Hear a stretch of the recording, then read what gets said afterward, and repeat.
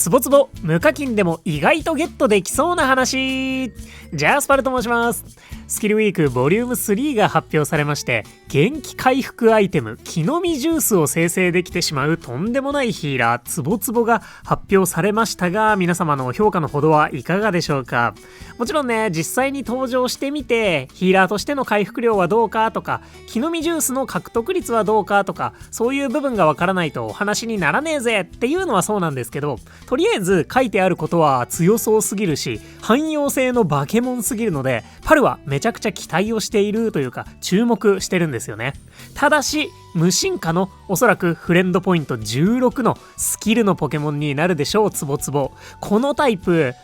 無課金で厳選育成するのが一番きついタイプのポケモンと言っても過言ではないんじゃないかなと思います。なので特にね、無課金2期ネキの中にはあんまり関係ないポケモンだろうなと思われている方もいらっしゃることと思うんですけど、つぼつぼ意外とゲットの機会には恵まれてるんじゃないかと思っているので、そんなお話をしていこうかなと思います。それを受けてね、スキルウィークのフィールド選びでつぼつぼ狙いをしてもいいと思いますし、今回はつぼつぼは外しちゃって世間の評価が出てからにするっていうのも大いにありなんじゃないかなと思うので、無課金であってもね、ぜひつぼつぼにちょっこり注目してみてください。それでは参ります。ってことで、まずはとりあえずつぼつぼの能力を簡単に確認しておきます。スキルウィークを含めたつぼつぼの解説考察はこちらの動画でお話ししておりますので、詳しくはこちらをチェックしてみてください。ってことで、つぼつぼ虫タイプのおそらくスキルが得意なポケモンとなるでしょう。進化しないポケモンなのでフレンドポイントは16かと思われます。ゲットが大変です。そして睡眠タイプは虫タイプのウトウトで、大注目のメインスキルが木の実ジュース元気オール S となっておりまして、チーム全体の元気を回復する通常の元気オールの効果に加えて、時々木の実ジュースというアイテムを獲得します。この木の実ジュースは道具バッグに5つまで持っておくことができて、使うとポケモン1匹の元気を20回復するちょっとした元気枕的なアイテムとなっております。この木の実ジュースがめちゃくちゃ強そうで汎用性のバケモンなんですよね。元気チャージのレベル3が21回復なので、この木の実ジュース持っておけばいつでも任意のタイミングで好きなポケモンに元気チャージレベル3を付与できるような、そんなアイテムとなってますね。1個スキルを足せるようなアイテムとなっておりまして、もう本当にいろんな使い方ができそうな汎用性高すぎアイテムと言えるかなと思います。その代わりと言いますか、おそらく元気オール部分は通常のものよりも回復量が下げられているんじゃないかなと思いますし、時々獲得するこの確率もめちゃくちゃ高くはなさそうですよね。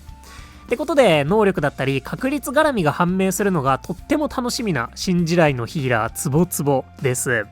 またね、これコメントで教えてもらったんですけど、スキル名そのものが木の実ジュースなんですよね。スキル名が特性とか技の名前じゃなくてアイテム名なのはこれが初めてとなりますね。これもなかなかちょっと面白いですよね。今後も何かしらアイテムにまつわるスキルとか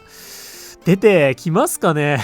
ちょっとね、何も思いつかなくて、物拾いくらいしか出てこないんですけど、それ特性なんだよなそんなわけでね、もしかするととんでもなく便利そうな可能性を秘めているつぼつぼなんですが、パルは汎用性の高そうなポケモンの評価めちゃくちゃ高いんですよね。元気オールとか料理チャンスとかなのでみんな高いだろうとは思うんですけど、あとはね、元気チャージ持ちの食材ポケモンとかも非常に評価を高くしているポケモン群なので、やっぱりね、木の実ジュースかなりときめくんですよね。そんなわけで、とんでもなく汎用性の高そうなつぼつぼ、ぜひともゲットしてみたいわけなんですが、無課金で金種を5つ使わないといけないかもしれないフレンドポイント16の無進化ポケモン。正直ね、花からゲットするのを諦めてしまってもおかしくない難易度だと思うんですよね。なんですけど、意外とゲットの機会は多いんじゃないかなと思ったので、そんなお話をしていこうと思います。そんなつぼつぼ無課金でも意外とゲットできそうなお話、これ結論から言うと、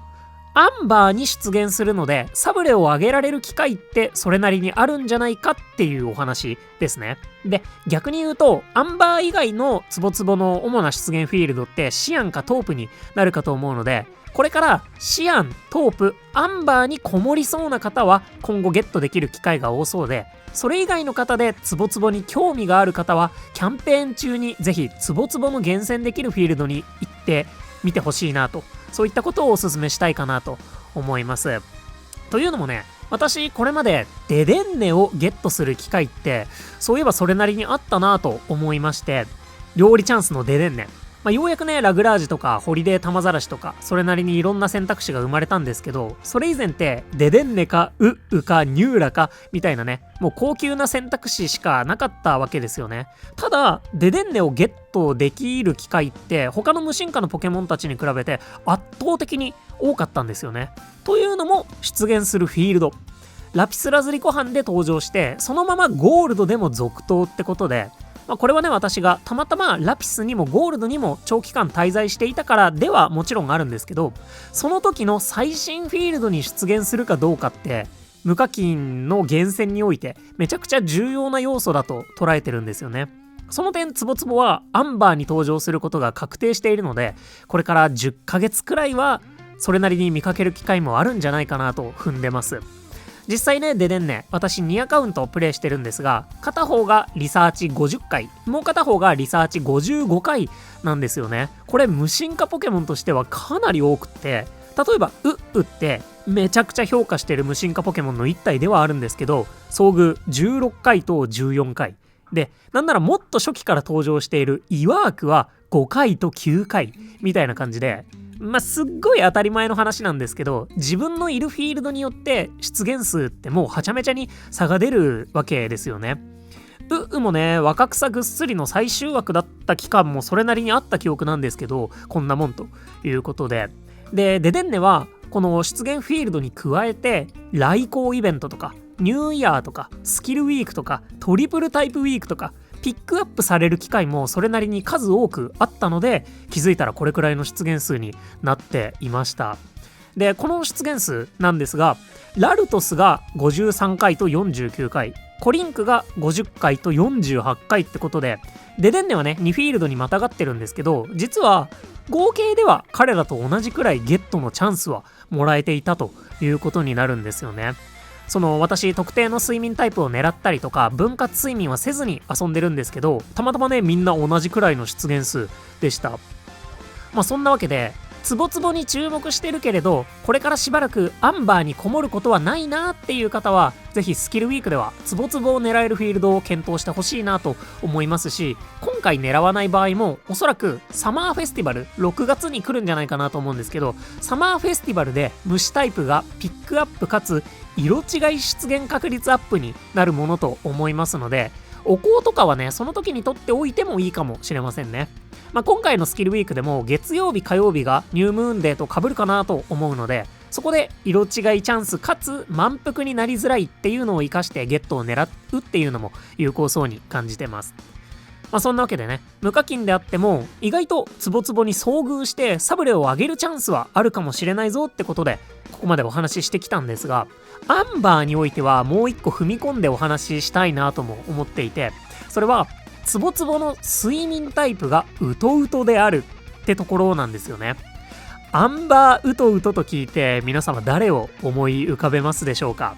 多くの方がね達兵衛、石住まい、バケッチャーとかなんじゃないかと思うんですよね。ここもすごい無課金的には重要な要素だと思っていて、じゃあ達兵衛たちとツボツボが両方いるときに果たしてツボツボにサブレを投げられるのかっていう問題があるんじゃないかなと思うんです。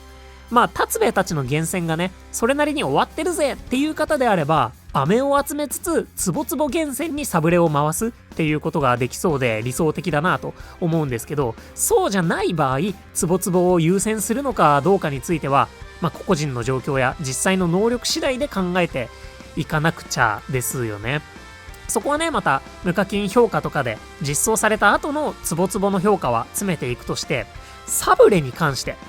パルはね最近ニューイヤーパック L を買ったんですよね。ボリューム1の方ですね。サブスキルの種が入ってる5000ダイヤのやつ、これにハイパーサブレ8枚、スーパーサブレ25枚が入ってます。めちゃくちゃ多い。で2月末には昨年はポケモンデーを記念したポケモンデー2025パック M1200 ダイヤこれにもサブスキルの種が入ってて、ここにスーパーサブレが5枚とか封入されてましたし、今回のニューイヤーキャンペーン、ニューイヤー2026でもスーパーサブレドリームコイン交換所で5枚は入手できるなど、まあこれらのねパックを買った方とかだと特にそれなりに上位のサブレが手元にあるっていう状態になってるんじゃないかなと思うんですよね。これらをツボツボ用に考えておくっていうのは一つありなんじゃないかなと思います。まあこれはね、私がサブレを投げるのが下手なだけではあるんですけど、上位のサブレねめちゃくちゃ余らせちゃうんですよね。まあそのちょっとしたラストエリクサー現象というか、誰に使ったらいいのかいまいちわからなくて、なんとなくねフレンドポイント5の種ポケモンに使うのは勇気がいるんですけど、これわかる方いらっしゃいますかね。まあそういったね上位のサブレを投げるのにアンバーにおいてはツボツボが適任な可能性も考えられますので、実は意外と無課金であってもツボツボゲットできるかもしれないぜってことで、さらにね期待に胸を躍らせて首を長くしてツボツボの登場を待ちわびたいなと思っているよっていう、そんなお話でした。ってことでね、今回のお話軽くまとめると、ツボツボはアンバーに出てくるし、今後もサマーフェスティバル、スキルウィークボリューム4、ニューイヤー2027なんかではピックアップがありそうだし、まあそれを踏まえてスキルウィーク3のフィールドを検討してもらえたらなと思いますし、サブレに関しても上位のサブレがそれなりに手元にあれば狙ってもいいんじゃないかってことと、もっと言うとアンバーウトウトで誰をどれくらい力を入れて狙いたいかとか、そこまで含めてねちょっと今後のツボツボの評価をしていってもらえたらなと思います。今はねもう本当にめちゃくちゃ期待してるんですけど、いくらね汎用性が化け物だったとしても、まるで強さを感じない高級おもちゃみたいな性能だったら、そりゃね無課金に手を出している余裕はないんじゃないかと思うので、また強さを見極めて動画作っていきたいなと思いますのでぜひともチャンネル登録をしてツボツボの続報にもご期待ください。ってことでね、そんなツボツボの評価、皆さんの評価も教えていただけたらなと思います。今ねつよつよヒーラーがいる方なんかはどれくらい強かったらゲットしますか？もう全然無視しちゃいますか？木の実ジュースもね1日3個くらい集めてほしくないさすがに3個厳しそうだなと思うんですけど、どうなるでしょうかね。これまでねラルトス、パモさんと新フィールドに対応しているヒーラーってめちゃくちゃ強かったと言えるかなと思うので、ツボツボにも期待はしておきたいなと思います。そんなツボツボ無課金でも意外とゲットできそうな話でした。ということでここまでご視聴いただきまして誠にありがとうございました。お相手パルでした。よろしければ動画にグッドやハイプで応援いただけますと動画制作の励みとなります。本当にいつもたくさんの応援ありがとうございます。それでは今年はどんな無進化ポケモンが登場してくるでしょうかね。昨年ってね一応闇カラス、クチート、カモネギ、ミカルゲ、トゲデマルとかだったので、ホリデータマザラシとかを抜くと意外とねスキルのフレンドポイント16のポケモンって